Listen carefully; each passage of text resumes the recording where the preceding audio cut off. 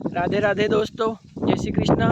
नवा विडियो में आप सबनु स्वागत है। मित्रों, आज थी आपणे शरू करीए छीए अपना फार्मिंग ने लगता विडियोज ने। चैनल ने सब्सक्राइब जरूर करजो और विडियो ने लाइक जरूर करजो। चलो, अपनी मगफड़ी जे आ देखाय छे एने 15 दिवस थई गया छे, एटले आजे बळदगाडाथी विखेडवानुं चालू कर्युं छे।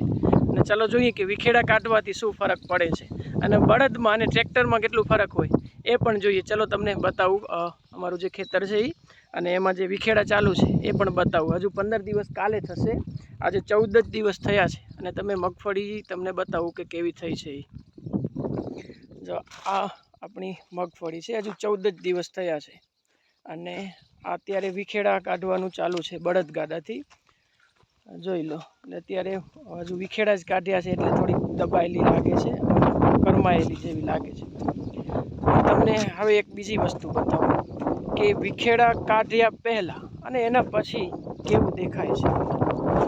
તો આ જગ્યામાં તમે જો બધો જ જે કંઈ પણ ખડ છે એ મરી ગયો છે। જો તમને ક્યાંય ખડ જોવા નહીં મળે, આ બધો જ ખડ છે એ નાબૂદ થયો છે। હવે એની જગ્યાએ તમને અહીંયા બતાવું છું, હજુ આ કેટલો બધો ખડ છે। હવે અત્યારના ખેડૂતો એવા થઈ ગયા છે કે ખેડૂતને બળદ રાખવા નથી પોસાતા, બરાબર। પણ તમે જુઓ કે બળદ છે એ કેટલો કામનું છે।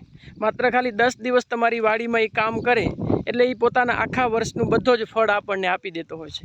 ચલો હજુ તમને દેખાડું કઈ રીતે બળદગાડાથી ચાલતું હોય છે જે વિખેડા છે એ।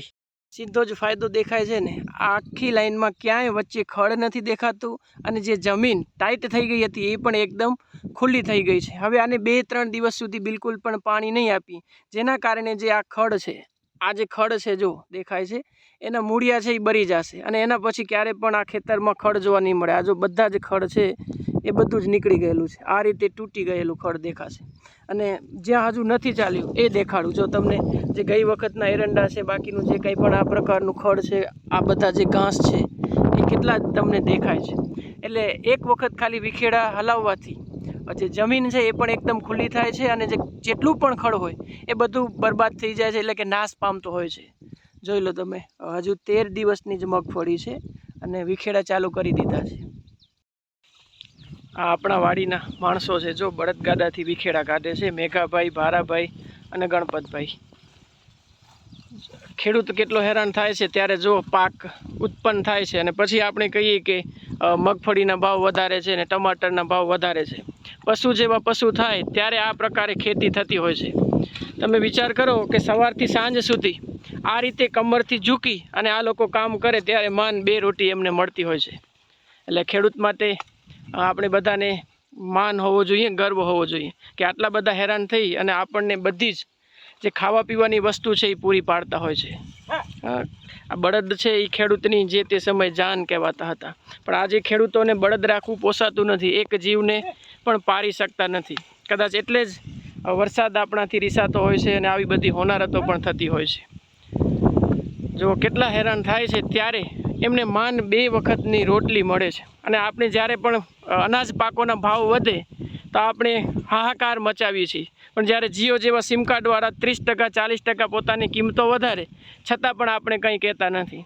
આ બળદને ખાવા માટેનું જો ઘાસ છે, આ બધો ઘાસ એમના ખાવા માટે અને બીજા જે પશુઓ છે એના માટે રાખ્યું છે। ની સાથે 2 ગોદલા પણ જો નાના રાખ્યા છે વાડી ઉપર, કેટલા જોરદાર એકદમ રૂપાળા લાગે છે।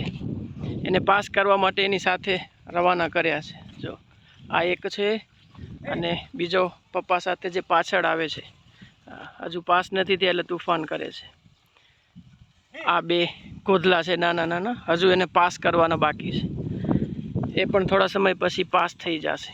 એ પછી આ બળદની જેમ જ ચાલવા લાગશે। આ એને શીખવાડે છે કઈ રીતે ખેતરમાં કામ કરવાનું હોય અને ચાલવાનું હોય, પણ હજુ ક્યારે આવું કર્યું નથી એટલે તોફાન કરે છે। હજુ એને પાસ કરવાના બાકી છે, જે ધીમે ધીમે ટ્રાય કરે છે પાસ કરવાનું। જોઈ લો હજુ કેટલા ભડકે છે। આવા હેરાન કરતા હોય એને ખેડૂત પાસ કરી અને પછી એને ખેતી લાયક બનાવે છે। કેટલા બધા હેરાન થાય ત્યારે આપણને અનાજ મળતું હોય છે, એટલે ખેડૂત માટે એક લાઈક જરૂર કરજો। આ બળદ છે ગોધલો, જોઈ લો। छोटे किसान जो नानकड़ा किसान बताऊँ तमने। આ ટેણિયા 3 જો નવા ખેડૂત આહાડી બીજ ગઈ મેઘાભાઈ, આહાડી બીજ એકદમ શુભ ગઈ, પણ આહાડી બીજના કિસાનને ડાંડા જરૂર રાખવા જોઈએ. આવી અષાઢી બીજ ખેલ્યા વાદળને વીજ, ધન વેચીને દાન કરો, રાખો બળદને બીજ. ભાઈ જો દોસ્તો આપણે પણ થોડું ટ્રાય કર્યું. આપણે શિક્ષક એટલે બહુ ફાવે નહીં, પણ એ જોવા માટે ટ્રાય કર્યું કે આ લોકોને કેવું લાગતું હશે અથવા તો કઈ રીતે થતું હશે. અને ખાલી આ પ્રકારની 4 લાઈનો મેં લીધી અને 4 લાઈનમાં તો ખબર પડી ગઈ કે આપણા જે કંધા છે એ અને કમર છે એ એકદમ પકડાઈ આવે છે, એટલે કે દર્દ કરવા લાગે છે, દુખવા લાગે છે. અને આ ખેડૂતો સવારે 6:30 વાગે શરૂ કરે અને સાંજના 6 વાગ્યા સુધી, એટલે કે લગભગ 12 કલાક જેટલું કામ કરતા હોય. એમાં વચ્ચે 2 કલાક આરામ, એટલે કે 10 કલાક સુધી સતત આ બળદની સાથે સાથે ચાલતા હોય છે. ત્યારે કંઈક ઉત્પન્ન થાય અને જ્યારે ખેતીવાડીના ભાવ લેવાના હોય ત્યારે સરકાર ભાવ ન આપે અથવા તો ભાવ વધે તો લોકો એનો વિરોધ કરે. એટલે તમે જુઓ ખેડૂતની હાલત કેટલી ખરાબ છે આપણા ભારતમાં. પપ્પાને એ લોકો પણ સાથે છે અને જોવે છે કે કઈ રીતે જે વિખેડા છે એ ચાલે છે, બરાબર જમીનમાં નીચે ધસે છે કે નથી ધસતું, ખડ નીકળી જાય છે કે નથી નીકળતું, એ બધું ચેક કરે છે. જુઓ તમે, બધા જ સાથે મળીને હળી મળીને કામ કરે છે, જોઈ લો. અને આ ટેણિયા હવે કામ કરીને થાકી ગયા તડકામાં, તો આવી ગયા નમાણ ઉપર ને જો રમે છે ક્રિકેટ, દેશી ક્રિકેટ, ગામડાની જે વાડીમાં જેમ તેમ મોજ આવે એમ રમ્યા રાખે એ. પણ એનો આનંદ અનેરો છે, આખી મજા જ અલગ છે. એના પછી ઘોડેસવારીની પણ ટ્રાય કરી, શીખવ્યું. દાદા પોતરા એકબીજા સાથે ફ્રેન્ડની જેમ રહેતા હોય એટલે એમને અત્યારથી શીખવાડે છે કઈ રીતે ઘોડેસવારી કરાય, ગામડાની સંસ્કૃતિ જે છે એ મુજબ. દોસ્તો આવા જ બીજા ફાર્મિંગ ખેતીવાડીને લગતા વિડીયો માટે ચેનલને સબસ્ક્રાઈબ જરૂર કરજો અને વિડીયોને શેર અને લાઇક કરજો, જેથી કરી અને આપણા જે બહુ ઓછા સબસ્ક્રાઈબર છે એ ખૂબ ઝડપથી આપણે વધારી શકીએ. રાધે રાધે, જય શ્રી કૃષ્ણ, જય જવાન, જય કિસાન.